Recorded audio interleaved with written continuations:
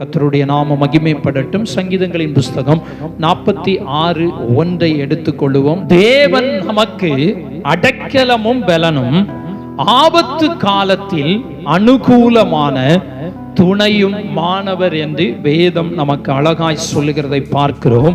இதை சங்கீதத்தை குறித்து இங்கு சொல்லப்பட்டிருக்கிறது. கோராகின் புத்திரரில் உள்ள ராக தலைவனுக்கு ஒப்புவிக்கப்பட்டதான சங்கீதம் என்று சொல்லுகிறது.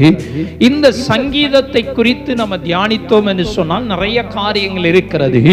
ஆனால் இந்த முதலாம் வசனம் சொல்லுகிறது, தேவன் நமக்கு அடைக்கலமும் பலனும், ஆபத்து காலத்தில் அனுகூலமான துணையுமானவர். அல்லேலூயா. இந்த வேத வசனத்தை ஒரு 5 பகுதிகளாக என்ன செஞ்சுக்கலாம், பிரித்து கொள்ளலாம். ஆனால் 5ஐயும் தியானிக்கணும் 5 மணி நேரம் என்ன செஞ்சிடும், ஆகிரும். ஆனால் 5 பகுதிகளையும் ஒரே ஒரு பகுதியை மாத்திரம், இல்லைன்னா ஒரே ஒரு வார்த்தையை மாத்திரம் நம்ம தியானித்து கடந்து செல்லலாம். முதலாவது சொல்லப்பட்டிருக்கிறது இந்த வசனத்தில், தேவன் நமக்கு அடைக்கலமாய் இருக்கிறார். ஒன்று, தேவன் நமக்கு எப்படி இருக்கிறாராம், அடைக்கலமாய் இருக்கிறார். இரண்டாவது, தேவன் நமக்கு எப்படி இருக்கிறாராம், பலனாய் இருக்கிறார். மூன்றாவதாக, ஆபத்து காலம் என்று ஒரு காலம் வரும். அப்படி வருகிற போது நான்காவதாக, தேவன் நமக்கு அனுகூலமாய் இருக்கிறார். ஐந்தாவதாக, தேவன் நமக்கு என்ன செய்கிறார், துணையாய் இருக்கிறார். இதிலே முதல் பகுதியை நம்ம தியானிக்க போகிறோம். தேவன் நமக்கு அடைக்கலமாய் இருக்கிறார் என்று வேதம் சொல்லுகிறது. 3 முறை அடைக்கலம் என்று சொல்லப்பட்டிருக்கிறது. 1ஆம் வசனத்திலே இருக்கிறது, 7ஆம் வசனத்திலே இருக்கிறது, 11ஆம் வசனத்திலே இருக்கிறது.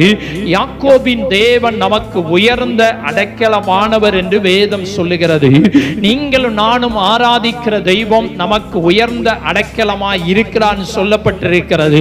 அப்படின்னா அடைக்கலம் என்று சொன்னால் என்ன என்பதை நம்ம முதல்ல என்ன செஞ்சுக்கணும், அறிந்து கொள்ளணும். அடைக்கலம் என்று சொன்னால் புகலிடத்தை என்ன செய்கிறது, குறிக்கிறது. புகலிடம் அப்படின்னு பார்த்தீங்கன்னா, ஒரு இடத்துக்கு ஒரு ஆபத்து வரும்போது, ஒரு பிரச்சனைகள் வரும்போது, ஒரு சோதனைகள் வரும்போது, ஒரு கஷ்டங்கள் வரும்போது, ஒரு பிரச்சனை என்ன செய்யும் வரும்போது, ஒரு இடத்தை நோக்கியோ ஒரு காரியத்தை நோக்கியோ ஒரு நபரையோ நோக்கி நம்ம புகலிடம் தேடி கடந்து செல்லும். இப்ப நமக்கு ஒரு பணமே தேவை இருக்குன்னு வச்சுக்கோங்களேன்.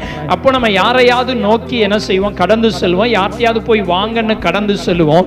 இதுதான் புகலிடம் என்பதை குறித்து நம்ம அறிந்து கொள்ள முடியும். இதுதான் அடைக்கலம் என்பதை தெரிந்து கொள்ளலாம். அடைக்கலம் என்று சொன்னால் பாதுகாப்பான இடத்தை குறிக்கிறது. இல்லைன்னா ஆறுதல் எங்க கிடைக்கிறதோ அங்க போகிறோம். இல்லைன்னா நம்பிக்கையான ஒரு மனிதனிடத்தில் என்ன செய்கிறோம், போகிறோம். இதெல்லாம் உலகத்தில் உள்ளது. ஆனால் தேவ பிள்ளைகளுக்கு நமக்கு எல்லாவற்றிலையும் அடைக்கலம் யார் என்று சொன்னால் தேவன் மட்டும்தான். அல்லேலூயா. நம்ம தேவை வரும்போது, பிரச்சனை வரும்போது, போராட்டங்கள் வரும்போது, கஷ்டம் வரும்போது நம்ம போக வேண்டிய ஒரு இடம் இருக்கிறது. அதுதான் தேவ சமூகம். போக வேண்டிய ஒரு இடம் இருக்கிறது. அதுதான் தேவனுடைய பாதம். அதுதான் தேவனுடைய பாதத்துல போய் நம்ம என்ன செஞ்சிடணும், சரணடைஞ்சிடணும். பிரச்சனைகள், போராட்டம், கஷ்டம் இதெல்லாம் மனிதனுடைய வாழ்க்கையில என்ன செய்யும், வரும். ஆனால் நம்ம எங்கே போனாலும் அதற்கான ஒரு விடுதலை நமக்கு கிடைக்காமல் இருக்கலாம். இப்போ பணம் தேவைன்னு சொந்தங்கிட்ட போனா சில நேரத்தில் என்ன செய்வாங்க, கொடுப்பாங்க. சில நேரத்தில் என்ன செய்ய மாட்டாங்க, கொடுக்க மாட்டாங்க. பிரச்சனைன்னு ஒரு இடத்துக்கு போகிறோம், போலீஸ் ஸ்டேஷனுக்கே பிரச்சனைன்னு போறோம். ஆனா நமக்கு சரியான தீர்வு சில நேரங்கள்ல என்ன செய்வதில்லை, விரும்புகிறபடி கிடைப்பதில்லை. ஆனால் வேதம் கற்றுக் கொடுக்கிறது, நமக்கு புகலிடமாய் இருக்கிறவர் இயேசு கிறிஸ்து. அவரை நாடி, அவரை தேடி நம்ம என்ன செய்யணும், கடந்து செல்லணும் என்று வேதம் சொல்லுகிறது. அப்ப நமக்கு பாதுகாப்பான ஒரு இடம், பாதுகாப்பான ஒரு புகலிடம் எது என்று சொன்னால் தேவ சமூகம். அப்படி என்று சொன்னால் வேதம் சொல்லுகிறது, தேவன் நமக்கு என்ன பண்றாரா, அடைக்கலமாய் இருக்கிறார் என்று வேதம் சொல்லுகிறது. சரி, அடைக்கலத்தை குறித்து பைபிள்ல அநேக இடங்களிலே சொல்லப்பட்டிருக்கிறது. நீங்க வேணா வீட்டில போய் வாசித்து பாருங்கள். என்னாகமத்தின் புஸ்தகம் 35ஆம் அதிகாரம் முழுவதையும் நீங்க வாசித்து பார்த்தீங்கன்னு சொன்னா, அங்கு அடைக்கல பட்டணம் என்கிற ஒரு பட்டணத்தை குறித்து என்ன செஞ்சிருக்கிறது, சொல்லப்பட்டிருக்கிறது. என்னாகமம் 35ஆம் அதிகாரம் 6ஆம் வசனம், 11ஆம் வசனம், 12ஆம் வசனம், 13ஆம் வசனம், 14ஆம் வசனம், 15ஆம் வசனம், 25, 26, 27, 27, 28, 32 ஆகிய வசனங்கள்ல பார்த்தீங்கன்னு சொன்னா அடைக்கல பட்டணம், சுருக்கமாய் சொல்லன்னு சொன்னா என்னாகமம் 35ஆம் அதிகாரம் முழுவதிலேயும் அடைக்கல பட்டணத்தை குறித்து அங்கு சொல்லப்பட்டிருக்கிறது. ஆண்டவராகிய தேவன் தம்முடைய ஜனங்களை ஆண்டவர் அழைத்து கொண்டு வந்து வனாந்தரத்திலே அநேக கட்டளைகளையும் நியமங்களையும் ஆண்டவராகிய தேவன் கொடுத்தார். கொடுக்கும் போது அங்கு சொல்லப்பட்டிருக்கிறது, ஒரு பட்டணத்தை, அடைக்கல பட்டணத்தை நீங்க என்ன செய்யணும்? உருவாக்கணும். அடைக்கல பட்டணம் எதற்கு அப்படின்னா அங்கே போய் சரணடைவதற்கு தான் அடைக்கல பட்டணம். ஒருத்தன் தெரியாம ஒரு தவறு பண்ணிட்டான்னு வச்சுக்கோங்களேன், அவன் தவறு பண்ணவன், பாதிக்கப்பட்டவன் என்ன செய்வான்? அவனுக்கு பதில் தண்டனை கொடுக்கணும்னு என்ன செய்வான்? நினைப்பான். அப்படி நினைக்கிற போது ஒரு மனிதன் அடைக்கல பட்டணத்துக்கு உள்ளே வந்துட்டான்னா அவனை யாருமே ஒண்ணுமே என்ன செய்ய முடியாது? செய்ய முடியாது, செய்யவும் கூடாது என்பது பழைய ஏற்பாட்டினுடைய பிரமாணமா என்ன செய்கிறது இருக்கிறது. இன்னைக்கும் பாத்தீங்கன்னா தப்பு பண்ணா உடனே என்ன செஞ்சிருவாங்க? பிடிச்சிட்டு போய் ஜெயிலில் கொண்டு என்ன செஞ்சிருவாங்க? வச்சிருவாங்க. திரும்ப அவன் வந்து ஜாமீன் வாங்கி தான் என்ன செய்யணும்? வெளியே வரணும். அது வரைக்கும் அவன் உள்ள என்ன செய்வான் இருப்பான். அவன் உள்ள இருக்கிற வரைக்கும், ஒருத்தன் கொலை பண்ணிட்டு உள்ள போறான்னா உள்ள இருக்கிற வரைக்கும் அவன் தப்பிச்சான். வெளியே வந்தானா அவனுக்கு எப்பனாலும் என்ன செஞ்சிடும்? பிரச்சனை வந்துடும். அதே மாதிரி அன்றைக்கு என்ன பண்ணி இருக்கிறாங்கன்னு சொன்னா அடைக்கல பட்டணம் என்று ஒரு பட்டணத்தை ஏற்படுத்தி வச்சிருக்கிறாங்க. அதற்கு உள்ளே போனால் அவனுக்கு எவ்வளவு பெரிய தப்பு பண்ணியிருந்தாலும் அவனை திரும்ப ஒண்ணுமே என்ன செய்ய முடியாது? செய்ய முடியாது. அவனை ஒன்றும் சேதப்படுத்த முடியாது. கொலை பண்ணிட்டு உள்ள போறானா, யார் பாதிக்கப்பட்டானா, அவங்க குடும்பத்திலிருந்து இவனை ஒருத்தர் கொலை செய்ய நினைச்சா கூட அந்த பட்டணத்துக்கு உள்ளே போயிட்டான்னா அவனை ஒன்றுமே செய்ய முடியாது. இது பழைய ஏற்பாட்டினுடைய காலத்தில் இருந்தது. ஆனா புதிய ஏற்பாட்டு காலத்தில் நீங்களும் நானும் அறிந்து கொள்ள வேண்டிய காரியம், நமக்கு எதிராக எவ்வளவு பிரச்சனைகள், எவ்வளவு போராட்டங்கள், எவ்வளவு கஷ்டங்கள் இருந்தாலும் நம்மை ஒன்றும் சேதப்படுத்தாமல் இருக்கணும்னா நம்ம தேவ சமூகத்துக்கு கடந்து போனா, ஆண்டவருடைய பாதத்துக்கு கடந்து போனா, அவருடைய சமூகத்துக்கு நம்ம போனா ஒண்ணுமே என்ன செய்யாது? நம்மளை சேதப்படுத்த முடியாது. பிசாசு நம்மளை சேதப்படுத்த முடியாது. எதுவுமே நம்மளை சேதப்படுத்த முடியாது. அல்லேலூயா. மனிதர்கள் கூட நமக்கு விரோதமா என்ன செய்யலாம்? எழும்பலாம். ஆனா தேவ சமூகம், அடைக்கலமா இருக்கிற தேவ சமூகத்துக்கு கடந்து போனால் எந்த மனிதனாலும் நம்மை ஒன்றும் செய்ய முடியாது. அதனாலதான் வேதத்திலே பார்க்கிறோம், மோசே சொல்லுகிறான், ஆண்டவரே உம்முடைய சமூகம் எங்களுக்கு முன்பாக செல்ல வேண்டும். உம்முடைய சமூகம் செல்லலனா எங்களை இவ்விடத்திலிருந்து என்ன செய்யாது? கொண்டு போகாது. நீங்க ஒவ்வொரு நாளும் காலையில எழும்பி உங்களுடைய வேலையை துவங்கும் போது ஆண்டவரிடத்தில் சொல்லுங்க, ஆண்டவரே இந்த நாளிலே உம்முடைய சமூகம் எங்களுக்கு முன்பாக என்ன செய்யட்டும்? செல்லட்டும். எல்லா பஸ்லையும் இல்ல கிறிஸ்தவங்களுடைய காரு, பைக்கில் எல்லாம் பார்த்தீங்கன்னா இந்த வேதவசனம் என்ன செய்யும்? இருக்கும். என் சமூகம் உனக்கு முன்பாக செல்லும் என்கிற அந்த வேதவசனத்தை என்ன செஞ்சிருப்பாங்க? எழுதி வச்சிருப்பாங்க. ஆனா அவங்கள பார்த்தா அவங்க எப்படி இருப்பாங்கன்னு சொல்லி நமக்கு என்ன செய்யாது? தெரியாது. ஆனால் வேதம் நமக்கு கற்றுக் கொடுக்கிறது, நீங்க ஒவ்வொரு நாளும் காலையில நீங்க எழும்பி உங்களுடைய வேலையை துவங்குவதற்கு முன்பதாக நீங்க ஆண்டவரிடத்துல ஜெபிக்கணும், ஆண்டவரே இந்த நாளிலே உங்க சமூகம் எங்களுக்கு முன்னாடி என்ன செய்யட்டும்? செல்லட்டும். ஏன்னா மோசே சொன்னார், சமூகம் இல்லைன்னா நீங்க இந்த இடத்துல இருந்து எங்களை என்ன செஞ்சிடாதுரும் கொண்டு போகாது. இன்னைக்கு ஆண்டவரே இல்லாம கிறிஸ்தவங்க என்ன செஞ்சுக்கிட்டு இருக்கிறாங்க? வாழ்ந்துகிட்டு இருக்கிறாங்க. தேவனை இல்லாமல் கிறிஸ்தவ வாழ்க்கை என்ன செய்யறாங்க? வாழ்றாங்க. பேருக்காய், கடமைக்காய் என்ன செய்யறாங்க? வாழ்றாங்க. அப்படிப்பட்ட வாழ்க்கை நமக்கு அவசியம் இல்லை. அப்படிப்பட்ட வாழ்க்கை நம்ம என்ன செய்யக்கூடாது? வாழவும் கூடாது. வேதம் நமக்கு அழகாய் கற்றுக் கொடுக்கிறது. அன்றைக்கு அந்த அடைக்கல பட்டணத்துக்குள்ளே போனவன் தப்புவிக்கப்படுவான். இன்றைக்கு தேவ சமூகத்துக்கு வருகிறவன், தேவனை ஏற்றுக்கொள்ளுகிறவர்கள், இயேசுவை ஏற்றுக்கொள்ளுகிறவர்கள் தேவனுடைய ராஜ்யத்துக்கு என்ன செய்வாங்க? வருவாங்க. மற்றவங்க என்ன செய்ய முடியாது? வர முடியாது என்பதை நாம் அறிந்து கொள்ள முடியும். உபாகமம் 4:41 சொல்லுகிறது, முற்பகையின்றி கைப்பிசகாய் பிறனை கொண்டவன் அடைக்கல பட்டணங்களில் ஒரு பட்டணத்தில் தப்பியோடி பிழைத்திருக்க முடியுமா? ஆமென். முற்பகையின்றி, பகையே இல்லாம, எந்த பகை இல்லாம தெரியாதனமா ஒருத்தனை கொலை செஞ்சிட்டாம்னா அவனு எங்க போகணுமா? அடைக்கல பட்டணத்துக்கு போனாம்னா அவன் பிழைத்திருப்பான் என்று வேதம் சொல்லு. இது ஆண்டவராகிய தேவன் அடைக்கல பட்டணங்களை ஏற்படுத்தும்படியாய் கட்டளையிட்டார். அதன்படி லேவியர்கள் இந்த பட்டணங்களை என்ன செய்தார்கள்?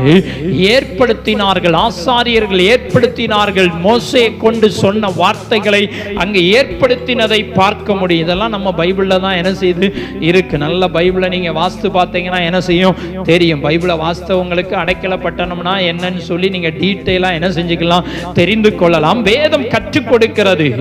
அப்போ அந்த அடைக்கல பட்டணத்துக்கு உள்ளே போகிறவன் தப்புவிக்கப்படுவான். அடுத்து யோசுவா 20:2-3 சொல்லுகிறது, இரத்த பழி வாங்குகிறவனுடைய கைக்கு தப்பி போய் இருக்கத்தக்க அடைக்கலமாய் என்ன செய்யுமா இருக்கும். ஒருத்தன் கொலை செஞ்சிட்டான், ஒருத்தன் தவறு பண்ணிட்டான், தெரியாம பண்ணிட்டான், அவன் அடைக்கல பட்டணத்துக்கு போனா அவன் ஜீவன் என்ன செஞ்சிடும்?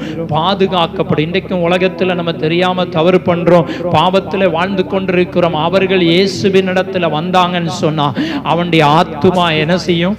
பிழைக்கும். பாவத்திலே வாழ்ந்தால் அவருடைய ஆத்துமா என்ன செஞ்சிடும்? மரித்து போய்விடும் என்று வேதம் சொல்லுகிறது. அப்போ நீங்க நன்றாய் அறிந்து கொள்ளணும், அடைக்கல பட்டணத்தை ஆண்டவர் ஏற்படுத்தினார்.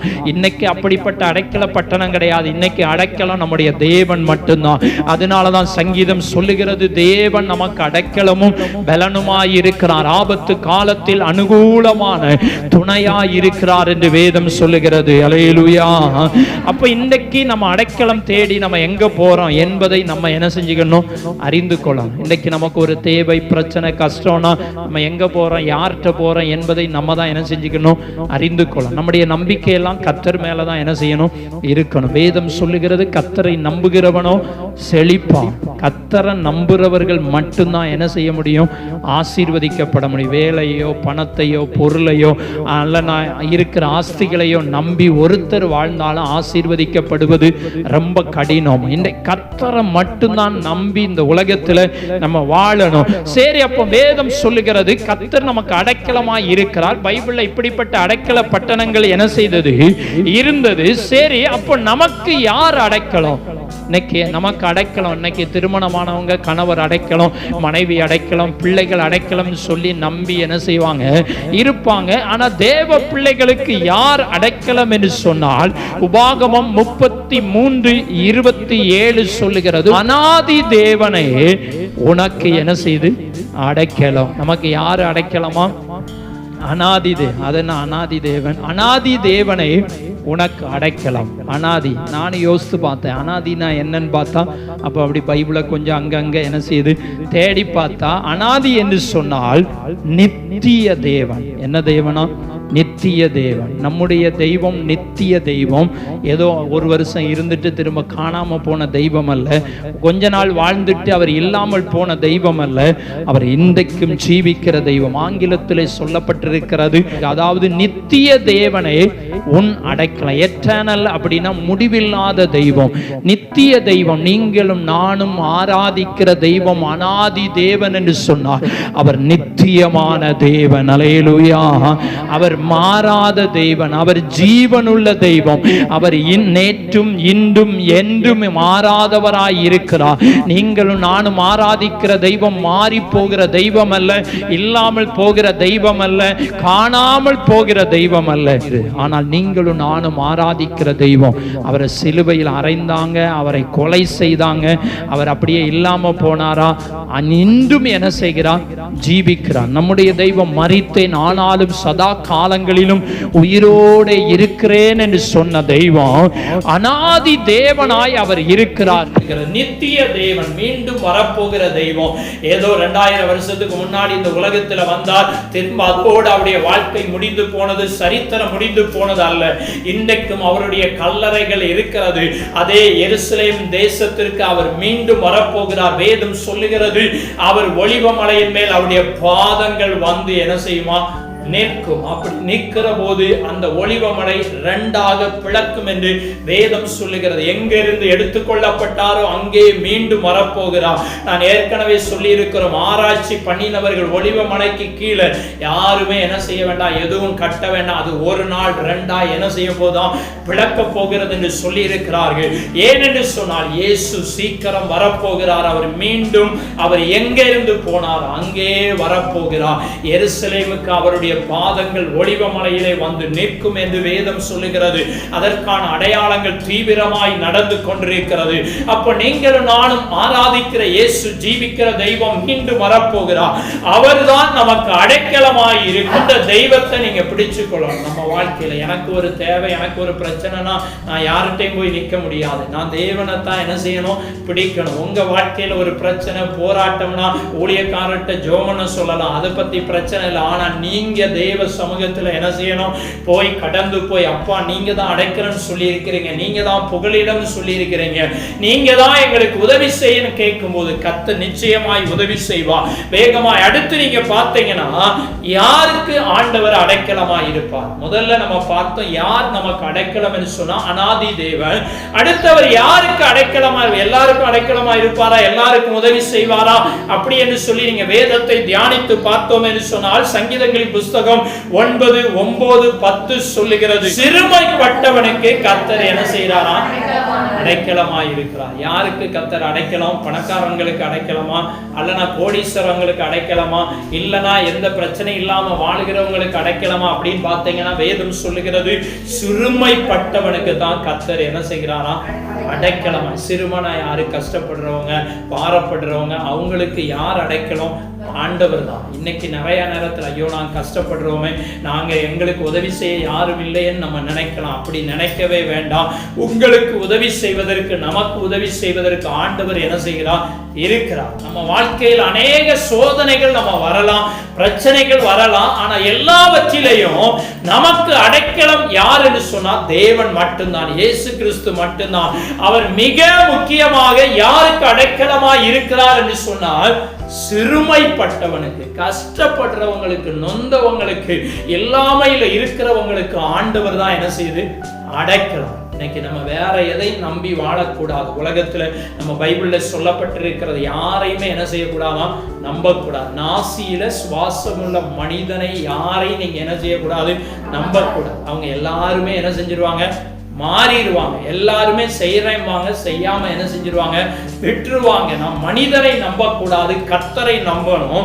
கர்த்தர் சிறுமைப்பட்டவனுக்கு அடைக்கலமாய் இருக்கிறார். அடுத்து வேதம் பின்னாடி உடனே சொல்லுகிறது, கர்த்தாவே உம்மை தேடுகிறவர்களை நீர் என்ன செய்ய மாட்டீரா, கைவிட மாட்டீர். ஆண்டவரை தேடுறவங்களை ஆண்டவர் என்ன செய்ய மாட்டாரு, கைவிட மாட்டார். இரண்டாவது கர்த்தர் யாருக்கு அடைக்கலமானவர் சொன்னா சிறுமைப்பட்டவனுக்கு அடைக்கலமானவர். 10ஆம் வசனம் சொல்லுகிறது, கர்த்தாவே உம்மை தேடுகிறவர்களை கைவிட மாட்டேன். நம்ம ஏதோ ஒரு சூழ்நிலையில கைவிடப்பட்டதை நம்ம உணர்ந்தோம் என்று சொன்னா ஆண்டவரை தேடுறதுல நம்ம எங்கேயோ என்ன செஞ்சிருக்கிறோம், குறைபட்டிருக்கிறோம். இன்னைக்கு நிறைய பேர் சொல்லுவாங்க, என்ன ஆண்டவர் கைவிட்டார், ஆண்டவர் கைவிட்டார். ஆண்டவர்லாம் ஒருத்தரையும் ஒருபோதும் என்ன செய்ய மாட்டாரு, கைவிட மாட்டார். இவங்க ஆண்டவரை என்ன செய்வதில்லை, தேடுறது கிடையாது. சரியா தேடலன்னு வச்சுக்கோங்க, அவங்க என்ன செஞ்சிருவாங்க, கைவிடப்பட்டுருவாங்க. ஆனா யாரெல்லாம் ஆண்டவரை உண்மையாய் தேடுகிறோமோ அவர்களை ஆண்டவர் ஒரு நாள் என்ன செய்ய மாட்டார், கைவிட மாட்டார். அல்லேலூயா. வேதம் சொல்லுகிறது, கர்த்தாவே உம்மை தேடுகிறவர்களை நீர் கைவிடுகிறது இல்லை. ஆண்டவரை யாரெல்லாம் தேடுறீங்களோ அவங்களை ஆண்டவர் கைவிடவே மாட்டார். கைவிடப்பட்டது போல இருக்கலாம். பேதுரு கடலின் மேல் நடந்து வருகிறார். நடந்து வருகிற போது திடீரென்று மூழ்கி போகிறது போல அவனுடைய வாழ்க்கை இருந்தது. ஆனால் இயேசு அவனுடைய கரத்தை பிடித்து என்ன செய்தார், தூக்கினார். மூழ்கவே விடமாட்டார். கழுத்துக்கு வரைக்கும் என்ன செஞ்சிடலாம், மூழ்கிடலாம். ஆனா கழுத்துக்கு மேல ஆண்டவர் என்ன செய்ய மாட்டார், விடமாட்டார். கழுத்துக்கு மேல முங்கி இருந்தார்னா பேதுரு அன்னைக்கு கடல்ல என்ன செஞ்சிருக்கணும், இல்லாம போயிருந்திருக்கணும், அழிந்திருக்கணும். ஆனால் ஆண்டவர் மூழ்க விடாமல் அவருடைய கரத்தை பிடித்து தூக்கினார். அவர் யாரை நம்பி நடந்து போனாரு? கர்த்தரை நம்பி நடந்து போனார். கர்த்தரை தேடி என்ன செய்தாரு? கடந்து போனதுனால கர்த்தர் அவர்களை கைவிடல. நான் என் வாழ்க்கையில நிறைய காரியத்தை சொல்ல முடியும். இதுவரைக்கும் ஆண்டவர் ஒரு நாளும் ஒருபோதும் எங்களை கைவிட்டதில்லை, ஒரு குறைவுமே இல்லை. ஆண்டவர் அற்புதமாய் நடத்துறார். தேவன் தம்முடைய பிள்ளைகளை அவர் ஒரு நாள் என்ன செய்ய மாட்டார்? வெட்கப்பட விட மாட்டார். நம்முடைய சூழ்நிலைகள் தெரியும், நம்முடைய சபையினுடைய நிலவரங்கள் தெரியும். ஆனால் இத்தனை ஆண்டு காலம் ஆண்டவர் கைவிடவே இல்லை. எதெல்லாம் நினைக்கிறோமோ, கர்த்தருக்காய் எதெல்லாம் செய்ய நினைக்கிறோமோ அதை செய்வதற்கு கர்த்தர் உதவி செய்கிறார். அதற்கான தேவைகளை ஆண்டவர் என்ன செய்கிறார்? சந்தித்து வருகிறார். இன்னைக்கு நம்முடைய வாழ்க்கையில நன்றாய் அறிந்து கொள்ளணும்.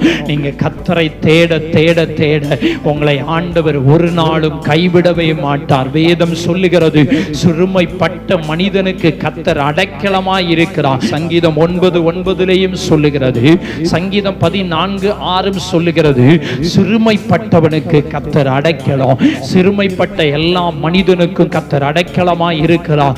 ஆனால் அடைக்கலமாய் இருக்கணும்னா அவரை என்ன செய்யணும்? தேடணும், அவரை நம்பணும், அவரை விசுவாசிக்கணும். அவர் மேல முழு நம்பிக்கையோடு நம்ம இருந்தோம் என்று சொன்னால் கர்த்தர் நமக்கு எப்படி இருக்கிறார்? அடைக்கலமாய் இருக்கிறார். ஆனா ஒருத்தருக்கு ஆண்டவர் அடைக்கலமாவே என்ன செய்ய மாட்டாரு? இருக்க மாட்டார். ஆண்டவர் சிறுமைப்பட்டவனுக்கு அடைக்கலமா இருப்பா. ஆனா ஒரு மனிதனுக்கு, ஒரு சுபாவமுடைய மனிதனுக்கு ஆண்டவர் அடைக்கலமா என்ன செய்ய மாட்டார்? இருக்க மாட்டார். யோபு 11:20 சொல்லுகிறது, துன்மார்க்கனுக்கு அடைக்கலம் என்ன செய்யாது? கிடையாது. ஒருத்தன் துன்மார்க்கமாய் வாழ்றான்னு வச்சுக்கோங்களேன், அவனுக்கு பாதுகாப்பு கிடையாது, அவனுக்கு புகலிடம் கிடையாது.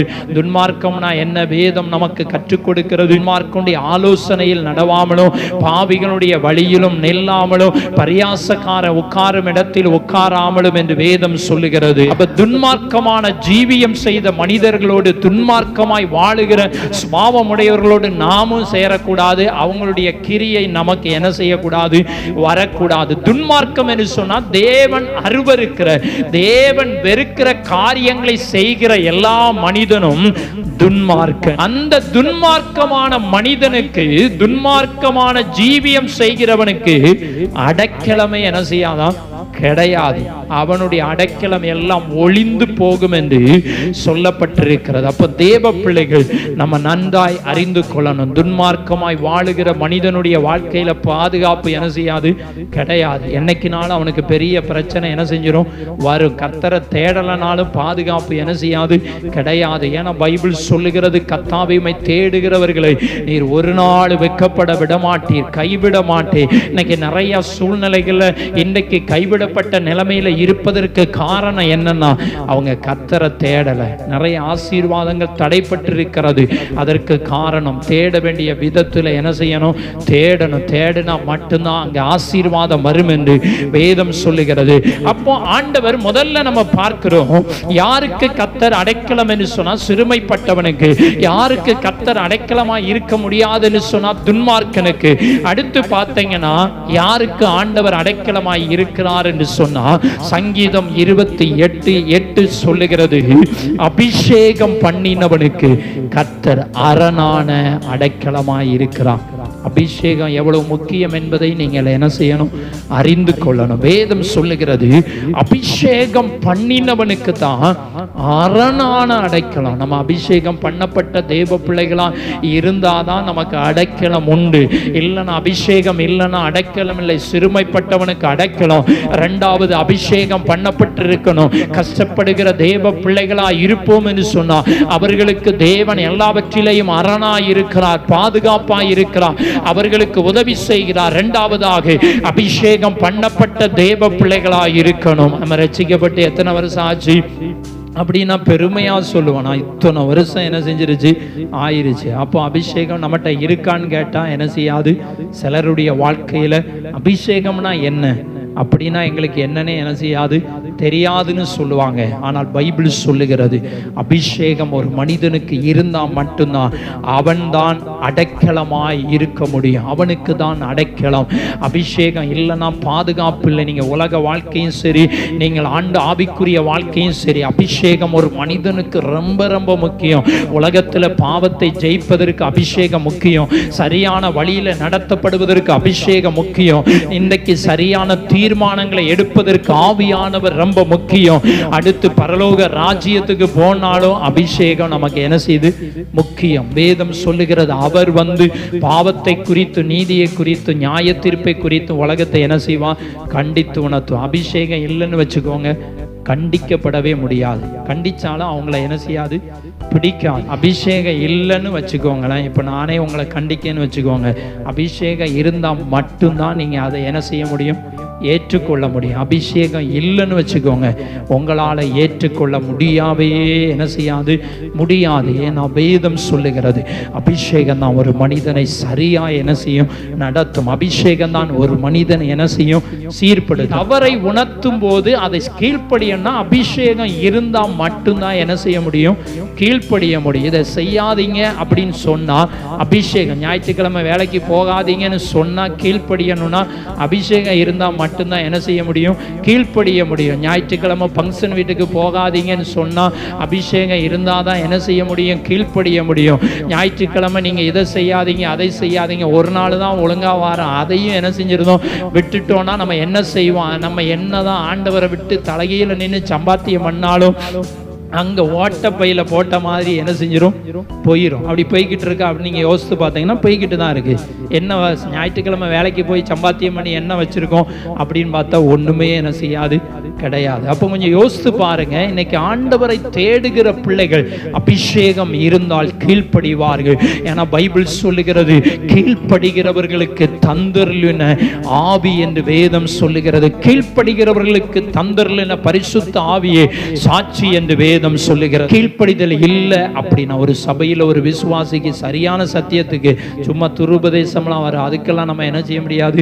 கீழ்ப்படிய முடியாது. சபைக்கு பைபிளுக்கு விரோதமா இன்னைக்கு நிறைய உபதேசங்கள் கிளம்பி கொண்டிருக்கிற, அதுக்கு அல்ல, சத்தியத்தின்படி பைபிள் படி சொல்லுகிற அந்த வார்த்தைக்கு கீழ்ப்படியணும். அப்படி கீழ்ப்படியலை அப்படின்னா அவங்ககிட்ட அபிஷேகம் இல்லை. அபிஷேகம் தான் ஒரு மனிதனை சரியா என்ன செய்யும்?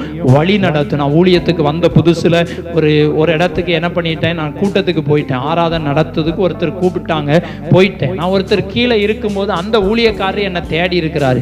அன்னைக்கு தேடினாரு, அன்னைக்கு பார்த்து நான் வேற இடத்துக்கு என்ன செஞ்சுட்டேன்? போயிட்டேன். அவருக்கு போக வேண்டிய இடம் இருக்கிறது, என்ன வச்சுட்டு கூட்டம் நடத்த வச்சுட்டு அவர் போகணும் நினைச்சிட்டாரு. கடைசி பார்த்தா நான் போகவே இல்லை. மறுநாள் போறேன், தம்பி பெட்டியை தூக்கிட்டு வீட்டுக்கு போ அப்படின்ட்டு என்ன செஞ்சுட்டாரு?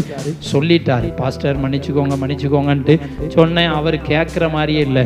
கொஞ்சம் பெட்டியை தூக்கிட்டு வீட்டுக்கு வரணும் கொஞ்சம் கோபமும் என்ன செஞ்சு வந்துச்சு. நம்ம என்ன தப்பு பண்ணிட்டோம்? ஒரு ஊழியத்துக்கு ஊழியக்காரர் கூப்பிட்டாரு, அதுக்கு தானே போயிட்டோம் அப்படின்னு நினைச்சேன். பிறகு என்ன செய்ய? பல்ல கடிச்சிட்டு என்ன செய்தாச்சு? பாஸ்டர் மன்னிச்சுக்கோங்க மன்னிச்சுக்கோங்கன்னு இருந்தாச்சு. அவர் ஒரு வாரம் வரைக்கும் பேசலை. அப்போ நான் என்ன செஞ்சுருக்கணும்? இவரே பேசலை, இவர் கூட நம்ம இருக்கவா அப்படின்னு நினச்சிட்டு நான் வீட்டுக்கு என்ன செஞ்சுருக்கணும்? வந்திருக்கணும். அப்படி வீட்டுக்கு நான் வந்திருந்தோம்னா உங்கள் முன்னாடி பைக்கை பிடிச்சிட்டு நான் என்ன செஞ்சுருக்க மாட்டேன்? நின்றுருக்க மாட்டேன். ஆனால் நான் மன்னிச்சுக்கோங்கன்னு சொல்லி இருந்தேன். பிறகு கொஞ்சம் நாட்களில் அப்போ வாலிப வயசு, கொஞ்சம் கோபம் அதிகம் தான். இப்பவும் கோபம் கொஞ்சம் அதிகம் தான் வரும். ஆனாலும் என்ன செய்யுது? அப்போ இன்னும் கொஞ்சம் அதிகமாக என்ன செய்யும்? வரும். ஆனாலும் என்ன செய்தாச்சு? கீழ்ப்படிந்து இருந்தாச்சு. அதற்கு மிக முக்கிய காரணம் நான் நினைக்கிறது பரிசுத்த ஆவியானவர். அவர் தான் மன்னிப்பு கேட்கும்படியாய் வச்சாரு, நிலை நிற்கும்படியாய் வச்சாரு.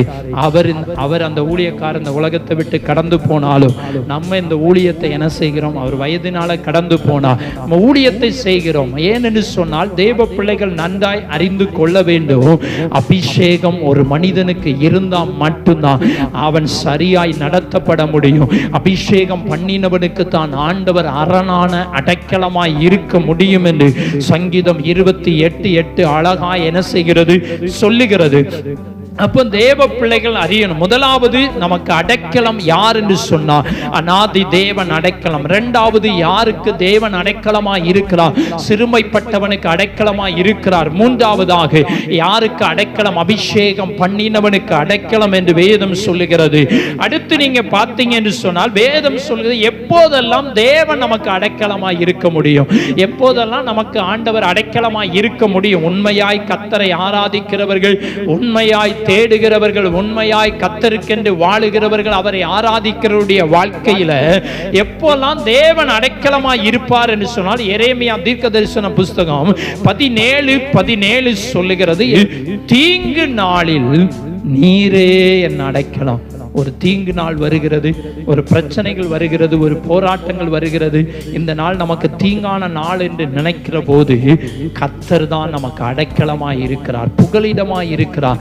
அவரை தேடி நம்ம என்ன செய்யணும், கடந்து போகணும். ஒரு தீங்கான காரியம், தீங்கு நாள், தீங்கான காரியம் என்று வருகிற போது கர்த்தர் தான் நமக்கு அடைக்கலமாய் இருக்கணும். அதான் சங்கீதம் 2:12 சொல்லுகிறது, அவரை அண்டிக் கொள்ளுங்கள் என்று வேதம் சொல்லுகிறது. குமாரன் கோபம் கொள்ளாமலும் நீங்கள் வழியிலே அழியாமலும் இருக்கும்படி அவரை முத்தம் செய்யுங்கள். கொஞ்ச காலத்திலே அவருடைய கோபம் என்ன செய்ய போதாம், பற்றி எரியும். அவரை அண்டிக் கொள்ளுகிற யாவரும் என்ன செய்கிறவர்கள், பாக்கியவான்கள். யாரெல்லாம் கர்த்தரை அண்டிக் கொண்டிருக்கிறோமோ அவங்க தான் பாக்கியவான்கள். யாரெல்லாம் உலகத்தை நம்பி, உலகத்தில் உள்ள காரியங்களை நம்பி, உலகத்தில் உள்ள மனிதர்களை நம்பி அண்டி வாழ்ந்து கொண்டிருப்பார்கள் என்று சொன்னால் அவர்கள் பாக்கியவான்கள் அல்ல. தேவனை யாரெல்லாம் அண்டிக் கொள்ளுகிறார்களோ அவர்கள் தான் ஆசீர்வதிக்கப்பட்டவர்கள், அவர்கள் தான் மேன்மைப்படுத்தப்பட்டவர்கள். வேதம் சொல்லுகிறது தீங்கு நாளில கர்த்தர் தான் நமக்கு அடைக்கலம். உங்களுடைய வாழ்க்கையில பிரச்சனை வருகிறதா, உடனே ஆண்டவருடைய சமூகத்துக்கு செல்லுங்க. தீமையான காரியம் உங்க வாழ்க்கையில வருகிறதா, உடனே ஆண்டவரை நோக்கி பாருங்க. ஆண்டவரே, எங்க வாழ்க்கையில தீங்கு நாள் இருக்கிறது, தீமையான காரியம் வந்திருக்கிறது.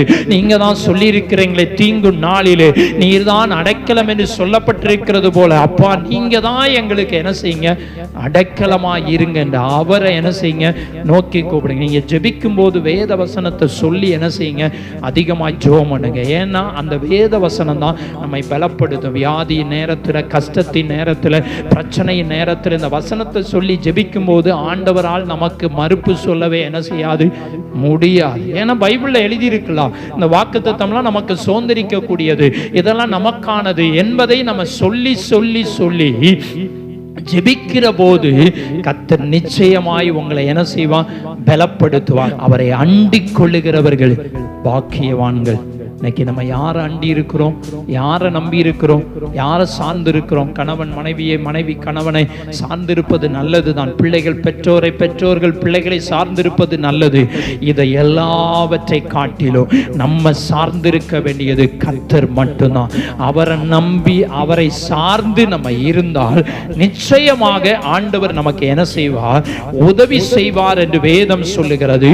ஒன்று, தீங்கு நாளிலே அவர் நமக்கு அடைக்கலமா என்ன செய்கிறார், இருக்கிறார். இரண்டாவதாக நீங்க பார்த்தீங்கன்னா ஏசாயா 25:4, கொடூரமானவர்களின் சீரல் மதிலை மோதி அடிக்கிற பெருவெள்ளத்தை போல் இருக்கையில் நீர் ஏழைக்கு பலனும், நெருக்கப்படுகிற எளியவனுக்கு திடனும், பெருவெள்ளத்துக்கு தப்பும் அடைக்கலமும், வெயிலுக்கு ஒதுங்கும் நிழலும் ஆனீர். எப்பெல்லாம் ஆண்டவர் நமக்கு அடைக்கலாம் அப்படின்னு பார்த்தீங்கன்னா இதுல நிறைய காரியம் சொல்லப்பட்டிருக்கிறது. கொடூரமானவர்களின் சீரல். கொடூரமானவங்க, உலகத்துல கொடூரமானவங்க என்ன செஞ்சிட்டாங்க, பெருகி இருக்கிறாங்க. உலகத்துல கொடூரங்கள் என்ன செஞ்சுக்கிட்டு இருக்கு, பெருகிக்கிட்டு இருக்கிறது. அந்த கொடூரமானவர்களின் சீரல். ஒரு பாம்பை பார்த்தீங்கன்னா, நல்ல பாம்பை பார்த்தீங்கன்னா பயங்கரமா என்ன செய்யும், சீரும். சீரும் போது அது அதுல இருக்கிற விஷத்தை கக்கிருச்சு அப்படின்னு வச்சுக்கோங்க, அவ்வளவுதான். மனிதன் என்ன செஞ்சிருவான், அந்த விஷம் உடனே போய் ட்ரீட்மெண்ட் எடுக்கலாம், உடனே என்ன பண்ணிடுவான், மரித்து போய் விடுவான். இங்கு வேதம் சொல்லுகிறது கொடூரமானவர்களின் சீரல். இன்னைக்கு நமக்கு விரோதமாய் கொடூரமானவர்கள் என்ன செய்யலாம், எழும்பலாம், பேசலாம், எதிராய் செயல்படலாம். ஆனால் அப்படிப்பட்ட சூழ்நிலையில் இருக்கும் போது வேதம் சொல்லுகிறது மதிலை மோதி அடிக்கிற பெருவெள்ளத்தை போல் இருக்கையில், மதில்னா சுவர். நீங்க கடற்கரை ஓரங்களில் பார்த்தீங்கன்னா நிறைய கற்கள் போட்டிருப்பாங்க, மணல் அரிக்காம இருப்பதற்காக சுவர் கட்டி இருப்பாங்க. ஆனா அந்த சுவர் கூட என்ன செஞ்சிடும், அந்த கடலுடைய அலை பட்டு பட்டு பட்டு அந்த தண்ணி பட்டு பட்டு கூட அது அழிந்து அது விழுவதற்கான வாய்ப்புகள் அதிகம் இருக்கிறதை நம்மளால் பார்க்க முடிகிறது.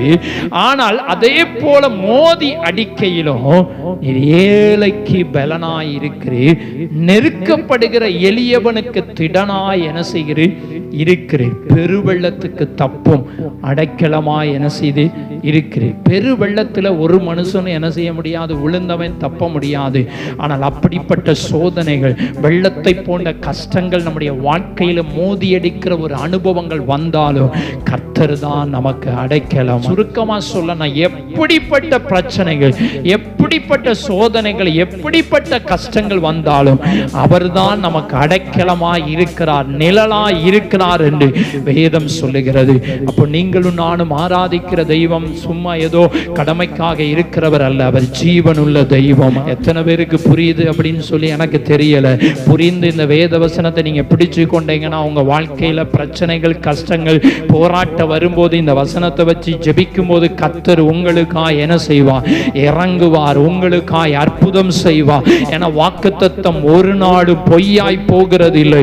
வேதம் சொல்லுகிறது, அடுத்த ஆண்டவர் நான் வேகமாய் கடந்து போகிறேன், அடுத்த ஆண்டவர் எப்போதெல்லாம் நமக்கு புகலிடமாய் இருக்கிறார் என்று சொன்னார், எப்போதெல்லாம் நமக்கு உதவியாய் இருக்கிறார் என்று சொன்னால், அடைக்கலமாய் இருக்கிறார் என்று சொன்னார். எரேமியா 16:19 சொல்லுகிறது, என் பலனும் என் கோட்டையும் நெருக்கப்படுகிற நாளிலே அடைக்கலமாய் இருக்கிற கர்த்தாவே. நெருக்கப்படுகிற நாளில நமக்கு அடைக்கலம் கர்த்தர். நம்மளை நெருக்கிறாங்களா, நம்மளை ஒடுக்குறாங்களா, ஏதோ ஒரு விதத்துல நெருக்கப்பட்ட ஒரு அனுபவத்துல வாழ்ந்து கொண்டிருக்கிறோமா, அப்போ நமக்கு அடைக்கலம் யாருன்னா கர்த்தர். அவருடைய சமூகத்தை தேடணும். அந்த நாட்களில், பழைய ஏற்பாட்டின் நாட்களில் அடைக்கலப்பட்டணம் இருந்தது. அவனுக்கு ஒரு பிரச்சனை வரும்போது, அவனை துரத்திட்டு வரும்போது, அவனுக்கு நெருக்கமான சூழ்நிலை வரும்போது அவன் போன இடம் என்னன்னா அடைக்கலப்பட்டணம். இன்னைக்கு நமக்குன்னு அப்படி ஒரு அடைக்கலப்பட்டணம் உலகத்தில் எழுத்தின்படி இல்லை, ஆனால் ஆவியின்படி நமக்கு ஒரு அடைக்கலம் இருக்கிறது, நமக்கு ஒரு பட்டணம் இருக்கிறது, நமக்கு ஒரு சிட்டி இருக்கிறது. அப்படி என்று சொன்னாது தேவன், தேவ சமூகம், தேவனுடைய ராஜ்யம் தான் என்பதை அறிந்து கொள்ளணும். வேதம் சொல்லுகிறது, நமக்கு நெருக்கப்படுகிற நாளிலே கர்த்தர் நமக்கு அடைக்கலமாய் இருக்கிறார். வேதம் சொல்லுகிறது, நாம் எப்படி இருக்கிறோம், யாருடைய அடைக்கலத்தை நாடி, யாரை நம்பி வாழ்றோம், யாருடைய பாதுகாப்பை நம்பி வாழ்றோம், யாரை சார்ந்து நம்ம வாழ்றோம், கொஞ்சம் நன்றாய் அறிந்து கொள்ளணும். கர்த்தரை மட்டும் சார்ந்து இந்த உலகத்தில் என்ன செய்யணும், வாழணும். என்னுடைய வாழ்க்கை அப்படிதான், கர்த்தரையே சார்ந்து வாழும்போது தான் கர்த்தர் அற்புதமாய் நடத்தினார். எந்த ஸ்தாபனத்தையோ எந்த ஸ்தாபனத்தில் உள்ளவர்களை நம்பி வாழவில்லை, கர்த்தரை நம்பி தான். ஒரு விசுவாசி வந்து என்கிட்ட வந்து சொன்னாங்க, நீங்க இந்த பாஸ்டரை நம்பி போனேன்னா நீங்க வம்பா என்ன செஞ்சிருவீங்க, போயிருவீங்கன்னு ஒரு விசுவாசி சொன்னாங்க. இந்த ஊர்ல இருக்கிற ஒரு விசுவாசி தான். நான் சொன்னேன், நான் யாரை உங்களையும் நம்பல, ஸ்தாபனத்தையும் நம்பல, நான் கர்த்தரை தான் நம்பி இருக்கிறேன். ஸ்தாபனம் நமக்கான ஒரு ஐக்கியத்துக்குரியது. ஸ்தாபனத்தில் உள்ள ஊழியர்கள், தலைமை போதவருடைய ஆலோசனைகள் நமக்கு வேணும். ஆனா நாம் நம்புகிறது கர்த்தரை தான். அதனாலதான் அவங்க நம்ம சபையை விட்டு போயிட்டாங்க. ஆனா நம்ம இதே இடத்துல இன்னைக்கும் நம்ம இருக்கிறோம். அதற்கு காரணம் என்னன்னா கர்த்தரை நம்பினதினாலதான். அல்லேலூயா. அவங்க இருந்த இடத்தையும் கொடுத்துட்டு என்ன செஞ்சுக்கிட்டு இருக்கிறாங்க, இப்ப என் இடத்தை தாங்க, இடத்தை தாங்கன்னு என்ன செஞ்சுக்கிட்டு இருக்காங்க, கேட்டுக்கிட்டு இருக்கிறாங்க. ஆனா நமக்கு ஆண்டவர் அழகா என்ன செஞ்சிருக்கிறார், இடத்தை தந்து பழைய ஆலயத்தை எடுத்து புதிய ஆலயத்தை கட்டுவதற்கு உதவி செய்திருக்கிறார். ஏனென்று சொன்னால் நம்ம கர்த்தரை நம்பி இருக்க இருக்க இருக்க ஆண்டவர் நம்மை ஆசீர்வதித்து கொண்டே இருப்பார். நமக்கு ஒரு குறைவும் இல்லாமல் அற்புதமாய் நடத்துவார். அல்லேலூயா.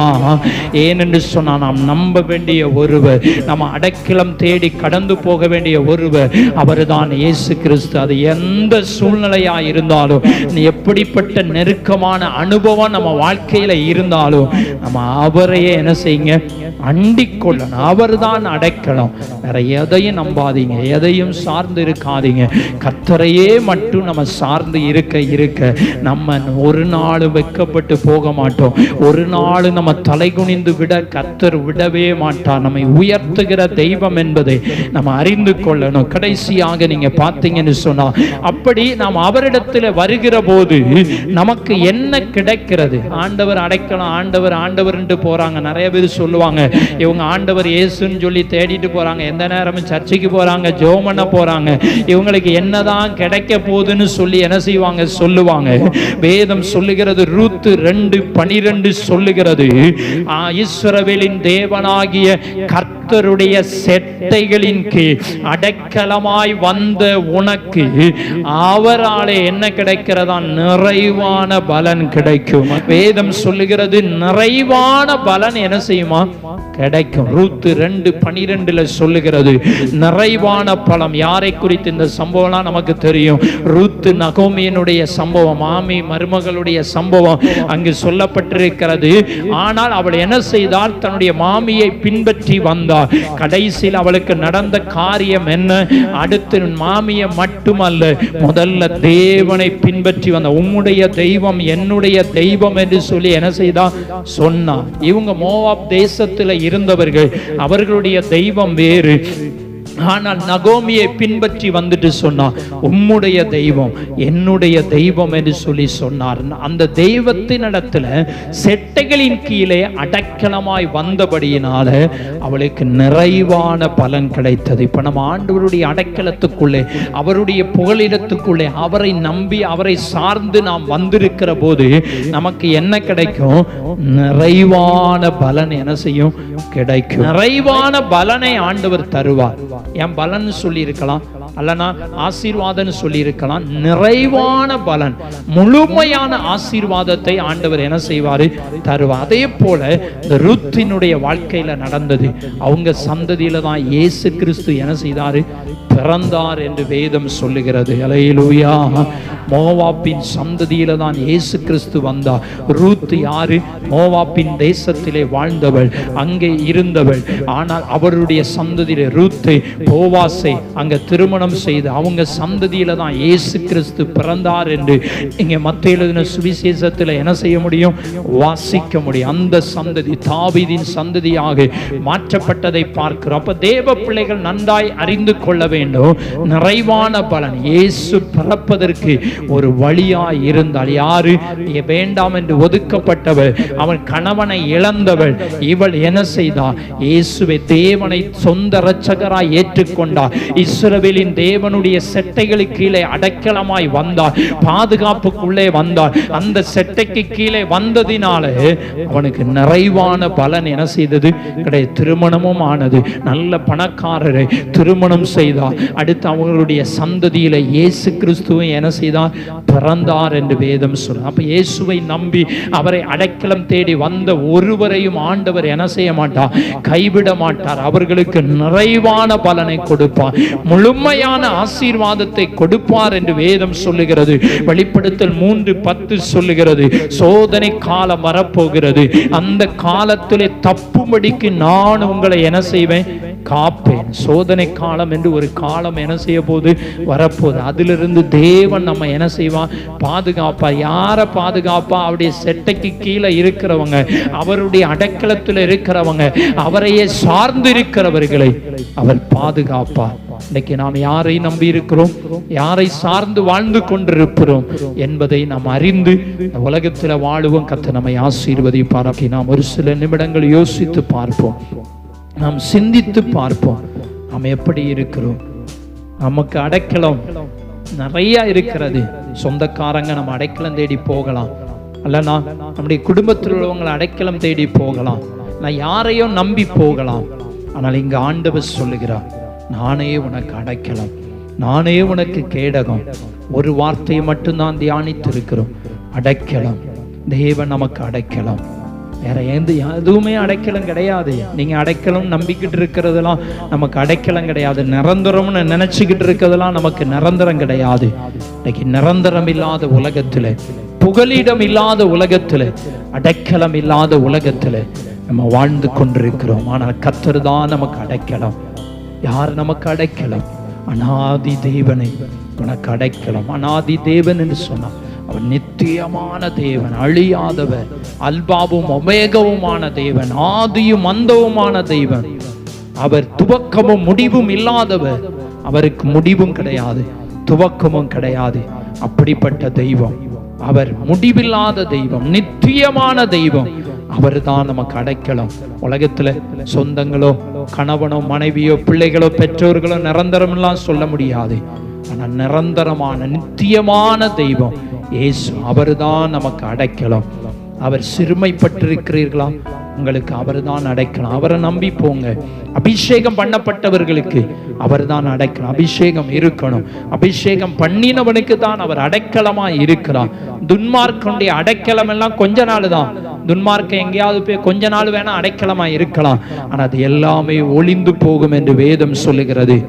எப்போதெல்லாம் நமக்கு அடைக்கலம்? தீங்கு நாட்கள், நமக்கு எதிராய் எழும்புகிற சூழ்நிலைகள், பெருவெள்ளங்கள், அப்படிப்பட்ட சீரல்கள், அப்படிப்பட்ட சூழ்நிலையிலெல்லாம் கர்த்தர் தான் நமக்கு அடைக்கலம். வேற எங்கேயும் போகாதீங்க. நெருக்கப்படுகிற போது, கஷ்டப்படுகிற போது ஆண்டவருடைய சமூகத்துல போய் அழுங்க. எத்தனை பேர் நீங்க அழுது ஜெபம் பண்றீங்கன்னு எனக்கு தெரியாது. என்னைக்காவது நீங்க தேவ சமூகத்துல போய் கண்ணீர் வடிச்சு ஜெபம் பண்ணி இருக்கிறீங்களா? கண்ணீரின் ஜெபம் சும்மாலாம் வராது. உங்களுடைய இருதயத்துல பாரம் இருந்தா மட்டும்தான் கண்ணீரின் ஜெபம் வரும். மேலோட்டமா நம்ம உதட்டுக்கு மேல நம்ம ஜெபம் பண்ணிட்டு என்ன செஞ்சிருந்தோம்? போயிருந்தோம். ஜெபத்துக்கு வந்தாலும் அப்படி போயிருந்தோம். ஆனால் ஒரு நிமிஷமாவது கண்ணீர் வடித்து ஜெபித்திருக்கிறோமா? யோசித்து பாருங்க. கண்ணீரின் ஜெபம் நமக்கு மிகுந்த பலனை கொண்டு வரும். வேதம் சொல்லுகிறது, உன்னுடைய கண்ணீரை கணக்கிலே வைத்திருக்கிறேன். ஆண்டவர் நம்முடைய கண்ணீரின் ஜெபத்துக்கு அவர் பதில் தருகிறவர். கண்ணீருக்கு நிச்சயம் பதில் உண்டு என்றுதான் வேதம் சொல்லுகிறது. அப்போ நமக்கு எதிராய் இருக்கிற பெருவெள்ளங்கள், நமக்கு எதிராய் இருக்கிற சூழ்நிலைகள், மனிதர்கள் எதிராய் வரும்போது நம்ம ஆண்டவருடைய சமூகத்தில் அடைக்கலம் நாடி கண்ணீர் வடித்து ஜெபிக்கிற போது கர்த்தர் நமக்கு அவரே துணையாயிருப்பார். அவரே நமக்கு ஆதரவாய் இருந்து நடத்துவார். அப்போ நம்ம அண்டிக் கொள்ளணும், அவரை பிடிச்சு கொள்ளணும். தீங்கு நாள் வரப்போது அவர் தான் நமக்கு அடைக்கலம். பிரச்சனை வரும்போது அவர் தான் நமக்கு அடைக்கலம். போராட்டம் வரும்போது அவருடைய சமூகம் தான் நமக்கு அடைக்கலம். பழைய காலங்களில் அடைக்கலப்பட்டணம் இருந்தது. தன் ஜீவனை பாதுகாப்பதற்கு அடைக்கலப்பட்டணம் இருந்தது. ஆனா இன்னைக்கு நம்முடைய ஆத்துமாவை பாதுகாத்துக் கொள்வதற்கு அடைக்கலம் எதுன்னு சொன்னா தேவ சமூகம். அப்படி அவரிடத்துல வந்த ஒருவரையும் ஆண்டவர் விடவே மாட்டார். நிறைவான பலனை கொடுத்துதான் அவர் நடத்துவார். இன்னைக்கு நாம் எப்படி இருக்கிறோம், எதை சார்ந்து வாழ்ந்திருக்கிறோம் என்பதை யோசித்து பார்த்து ஆண்டவருடைய கரத்தில் ஒப்பு கொடுப்போம். தேவன் நமக்கு அடைக்கலமாய் இருந்து இந்த மாதம் முழுவதும், இனி வரக்கூடிய நாட்கள் முழுவதும் நம்முடைய கரத்தை பிடித்து வழி நடத்துவாராக. ஆண்டவர் தாமே நம்ம ஒவ்வொருவரையும் கரத்தை பிடித்து வழி நடத்தி அவர் வரக்கூடிய நாட்கள்ல நம்மை ஆசீர்வதிப்பாராக. ஆமென், ஆமென்.